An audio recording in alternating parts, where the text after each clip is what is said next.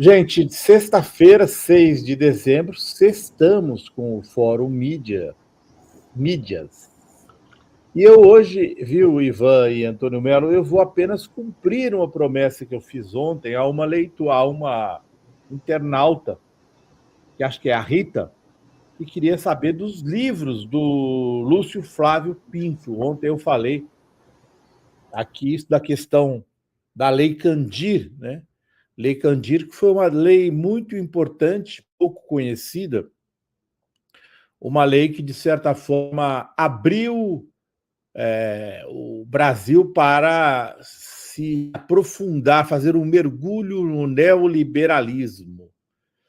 É uma lei de 1996, é uma lei que autoriza a exportação de minério e de outros bens não industrializados sem pagamento de ICMS. É uma lei que foi feita para a privatização da Vale e para a entrega da nossa maior reserva mineral, que é de Carajás. Né? Ali foi um ponto de inflexão, de mergulho do Brasil no neoliberalismo. Tinha começado com o Collor, que depois caiu, e aí foi retomada pelo Fernando Henrique Cardoso, e o Lúcio Flávio Pinto, ele conta as histórias, né, da Amazônia, como ninguém conta. Ele mora...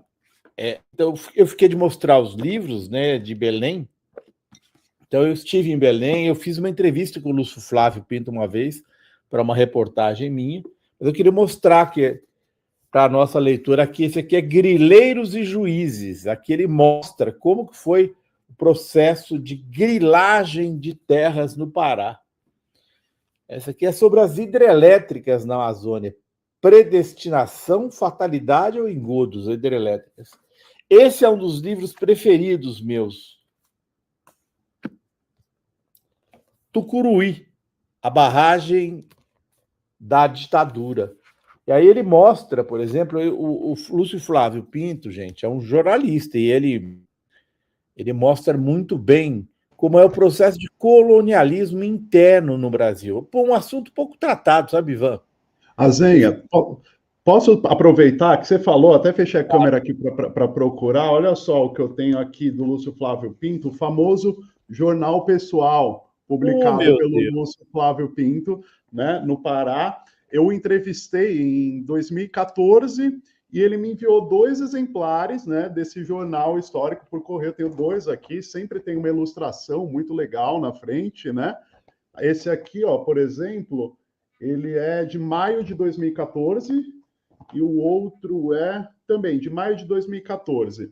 E é um jornal totalmente artesanal, né, Zen? O Lúcio Flávio Pinto ele faz sozinho esse jornal. Vendido nas bancas de É, Belém do Pará, né? é. Muito perseguido ele, tem até esse livro aqui que ele fala da perseguição. A Pois é. agressão, imprensa e violência, né? Na Amazônia, ele trombou com a família mais rica, que é a família ligada à Globo local, foi alvo de processos. E ele fala muito desse processo de colonialismo interno, né? Pouca gente fala sobre esse assunto. Por exemplo, se você for lá na barragem de Sobradinho, parte dela que banha ali a Bahia, Pernambuco, você vai lá ver a produção de frutas, Ivan, para exportação, o capital todo é paulista, né? Então, assim, ele fala muito sobre essa questão de como a Amazônia é usada, a família Maiorana, me lembra a Deise Ribeiro, é isso mesmo.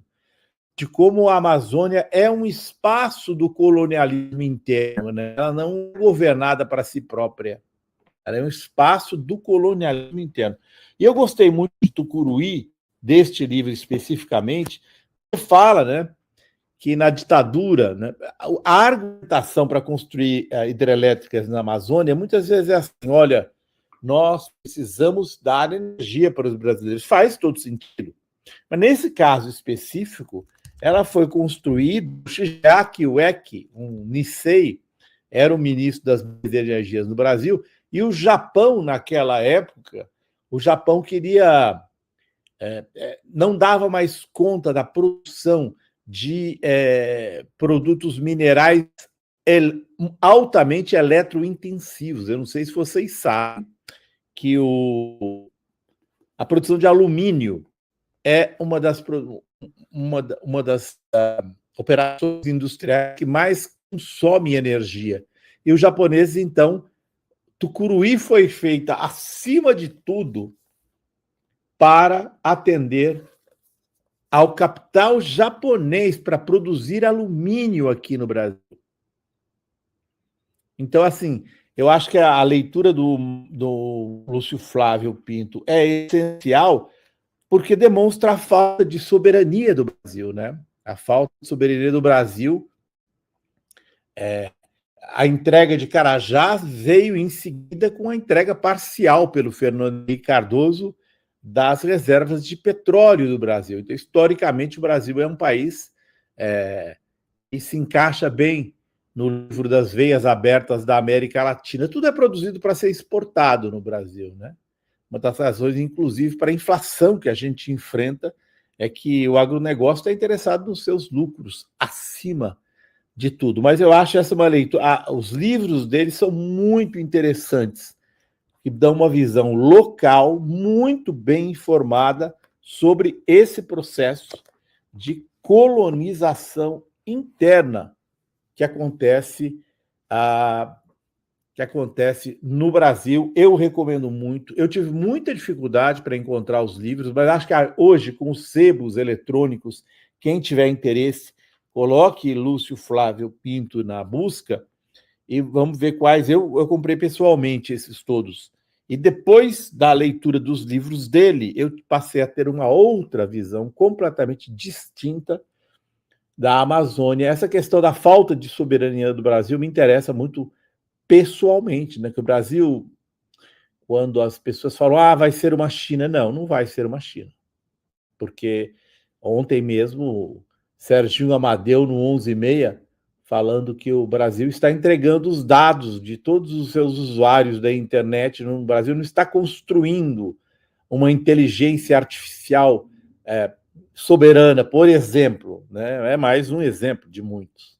Isso me interessa muito, é um assunto muito interessante, na minha opinião, e o Lúcio Flávio Pinto foi um grande contribuinte.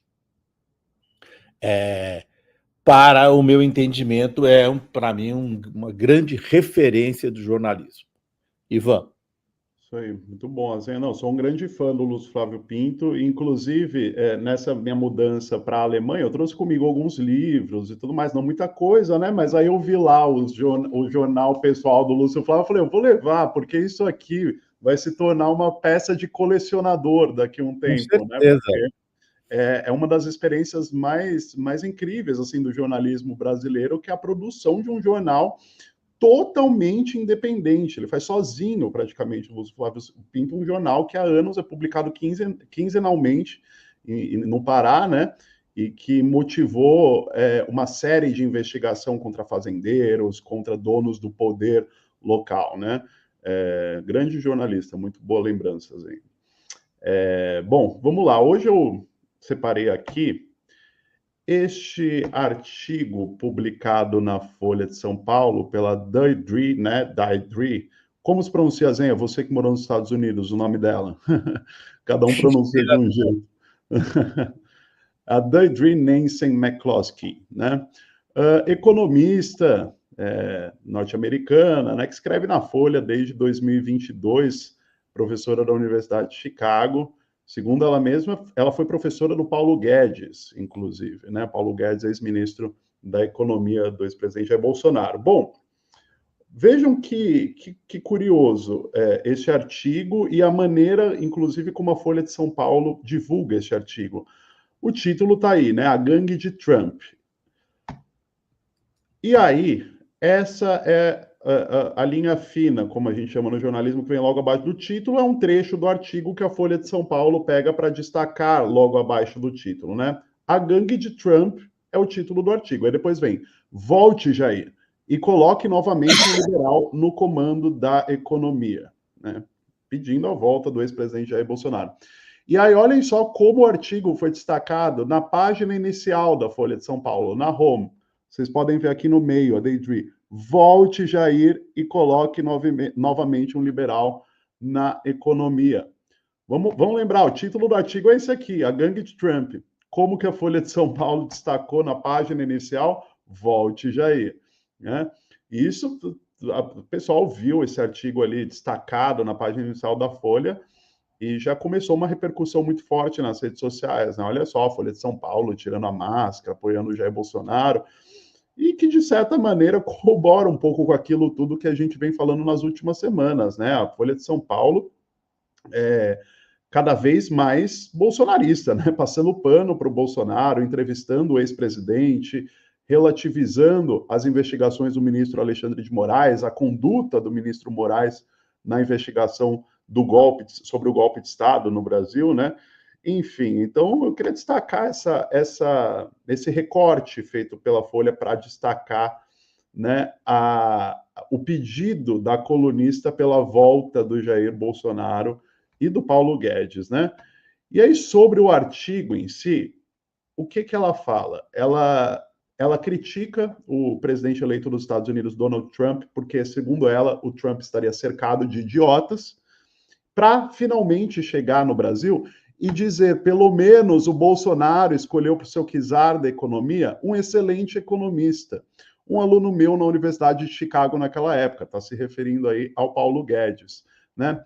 Ele não fez todo o trabalho contra a regulamentação absurda, contra as regulamentações absurdas que paralisaram a economia brasileira e certamente não fez o trabalho completo que a equipe de economistas verdadeiramente liberais do Milei está fazendo este ano na Argentina. Mas, pelo menos, ele sabia do que estava falando, disse aí a colunista no jornal Folha de São Paulo, e ela finaliza com este volte Jair e coloque novamente um liberal no comando da economia, né? Ela está simplesmente, né, reproduzindo num artigo exatamente o que deseja o mercado financeiro que hoje vem emparedando o governo Lula, né? A despeito do que Bolsonaro fez na pandemia do coronavírus no Brasil, a despeito da tentativa de golpe de Estado, a despeito de todas as atrocidades cometidas pelo ex-presidente, não, o importante é que o mercado esteja satisfeito, né, com as políticas neoliberais do Paulo Guedes, né, não importa se milhões de brasileiros estão passando fome, né, não importa se o índice de desemprego está nas alturas, o importante é seguir essa cartilha neoliberal, né, assim pensa a colunista da Folha, ultraliberal, professora da Universidade de Chicago, e que a Folha escolhe para destacar na sua página inicial, né?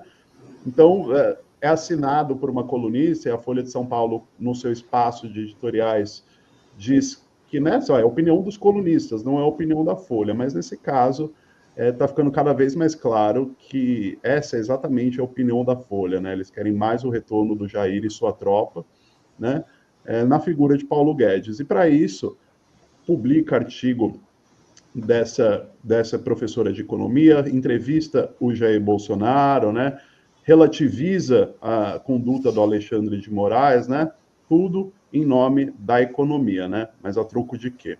Por hoje é isso, Azen e Melo. Pois é, e a gente tem visto pela Folha aí que é o que ela vem defendendo aí o Bolsonaro há um bom tempo, né? Mas eu trouxe aqui, ontem escrevi uma coisa lá na Folha e antes eu dei uma pesquisada, inclusive achei isso aqui lá no meu blog, isso aqui é de 2015. Olha que coincidência, olha os destaques de manchetes na época, governo Dilma, 2015. Cinemas do país têm maior crescimento em 4 anos, apesar da crise. Apesar da crise, a indústria tem projetos de 34 bi no Mato Grosso do Sul. Apesar da crise econômica, a companhia aérea reforça a presença do Brasil. A arrecadação de impostos de pequenas empresas cresceu apesar da crise. Apesar da crise, 55% das... É incrível! Tudo do governo, todas as medidas vinham acompanhados de um apesar da crise. Apesar da crise, Riachuelo vai inaugurar mais 40 lojas em 2025. Apesar da crise econômica, a companhia aérea reforça a presença no Brasil. Não é exatamente o que a gente tem visto todo dia, quando é anunciado que bateu o recorde de desemprego, quando bateu recorde de entrada de dinheiro, e a ideia de que o Brasil vive uma crise. Nós estamos... a pesquisa mais importante que teve nos últimos tempos foi essa daí do mercado, avaliação do mercado. 90% deles são contra o governo Lula. Então, fica claro que nós estamos sob ataque, como estava o governo da presidenta Dilma em 2015, igualzinho, o mesmo tipo de ataque, o mesmo tipo, com as manchetes cheias de adversativas. Aqui eles não tinham nem criatividade, usavam a mesma, ou apesar da crise em tudo, né? Era um carimbo, apesar da crise, apesar da crise, apesar da crise. Quer dizer, você fica com aquela ideia de crise na cabeça, né? A mesma coisa acontecendo agora, né? E aí as pessoas têm que prestar atenção nisso, porque nós estamos, ao mesmo tempo que nós temos que pressionar o governo, nós temos que ter no horizonte o que está acontecendo. Em 2026 nós temos eleição, e a verdade verdadeira é que nós só temos um nome para barrar a volta da extrema-direita ao poder, que se chama Lula.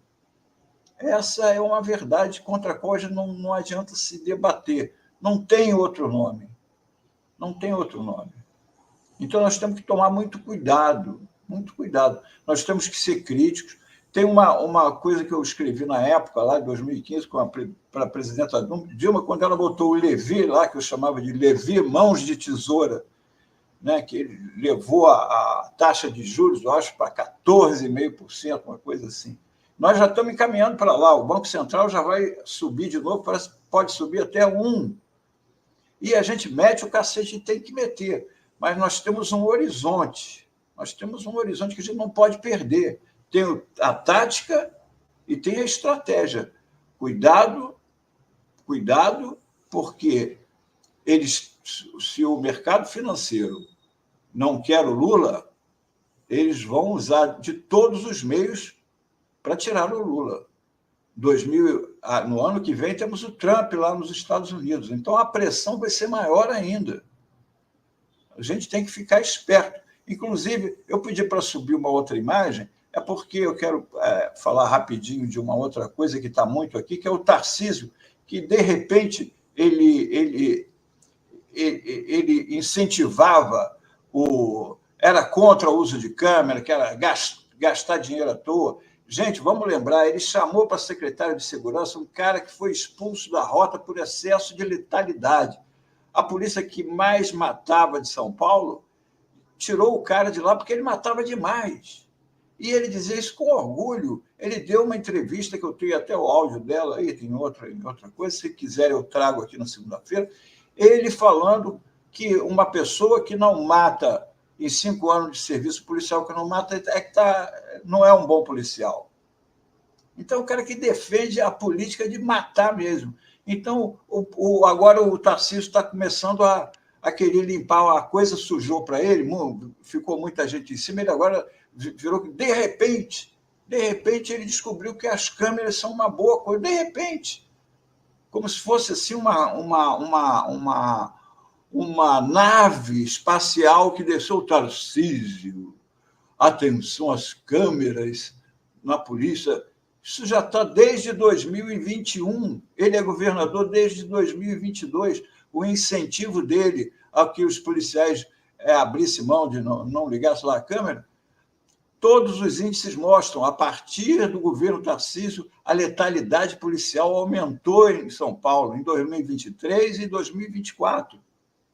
Quando isso foi denunciado, eles cinicamente mostraram que os dados deles estavam semelhantes a 2019 e 2020, exatamente. Mas o que coincidentemente, 2019 e 2020, eles não tinham câmera nos policiais. Quando passou a ter, 2021 e 2022, os índices caíram. E quando o Tarcísio entrou no governo, criticando as câmeras, os índices subiram. Agora que está acontecendo essa crise, que a violência coincidentemente estourou no mesmo dia, ele está querendo posar de um sujeito decente. Ele não é mais o policial do Haiti, que ele foi, né, capitão lá no Haiti, no massacre. Ele agora quer ser o Tarcísio de terno e gravata. Mas aí, olha só, o prendedor de gravata do Tarcísio. Mostra lá a imagenzinha. Olha o prendedor de gravata dele. É uma metralhadora, meu amigo. É uma metralhadora. É isso que significa o governador. É esse cara que querem botar na presidência da República. Olha o que ele sinaliza para a população. Não, e o pior, Melo, e o pior é que ele agora falar que ele estava errado ao ser contra as câmeras corporais nos policiais é um discurso perfeito para a mídia coroá-lo como moderado, né? Como moderado. Terceira via, né? A mídia a Folha de São Paulo, a Globo, né? A gente já vinha falando aqui que o Tarcísio é o novo Bolsonaro, o Bolsonaro limpinho, né? Moderado e sabe, que o Bolsonaro que come de talheres, né? Digamos assim. E agora ele levantou para a mídia cortar, né? Como se diz no vôlei, né? Ele fez uma declaração que serve exatamente para coroar esse discurso de que Tarcísio seria o moderado, né? Ele sabe voltar atrás quando houve críticas. Ele é um homem ponderado. Tá certo. Era isso por hoje. Mauro, um abração grande para você, tudo de bom, felicidade nos seus novos caminhos. Seja feliz, que você merece. Obrigado, homem. Obrigado mesmo.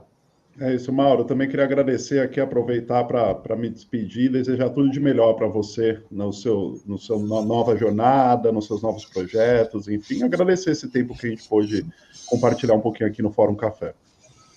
Saúde para o Mauro, acima de tudo, né, Mauro? Muito sucesso. Nós saúde. já temos um pouquinho mais de experiência, vamos dizer, precisamos de saúde, acima de tudo. E muita sorte também, e muita sorte e saúde também para o Azenha, que vai pegar essa pedreira a partir de Azenha e Ivan. E já não voltei a Rebeca, né? Que vai entrar de domingo. Só vou pensar nisso domingo. Também queria desejar felicidades ao Antônio, que chegou mais cedo. Estava com pressa. E aí, Antônio? Antônio, muita saúde para você. Rebeca para o Antônio. Se serve de alento, eu fui um bebê super prematuro. Fiquei semanas e semanas numa incubadeira, né, que se diz. Então, embora haja muitos riscos, também traz resiliência para a gente. Então, muita saúde para o Mauro Lopes, muita saúde para o Antônio, um novo sagitariano. Como diz o Mauro Lopes, paz e bem. É isso aí, para vocês também, paz e bem. Isso aí. Um abração para vocês, boa caminhada. Tudo de bom, Mauro. Até mais. Valeu. Tchau.